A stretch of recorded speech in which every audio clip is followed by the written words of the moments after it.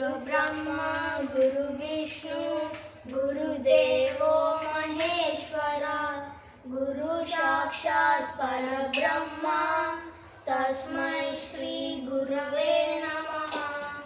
ॐ वक्रतुंड महाकाय सूर्यकोटि समप्रभा निर्विघ्नं कुरु मे देव सर्वकार्येषु सर्वदा।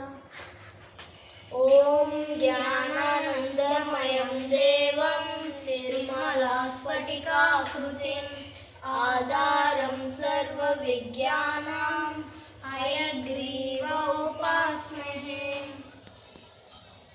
ॐ श्रीमाता श्रीमहाराज्ञी श्रीमत्सिंहासनेश्वरी चिगग्निकुण्डसम्भूता देवकायेषु समन्विता उद्धभानुसहस्राज्ञा चतुर्बाहु समन्विता रागस्वरूपा पाषाण्या क्रोधाकालकुचोज्ज्वला मनोरूपेषु कोदण्डा पञ्चतन्मार्गसायका निजारुणप्रभापूरा मध्यब्रह्माण्डमण्डला।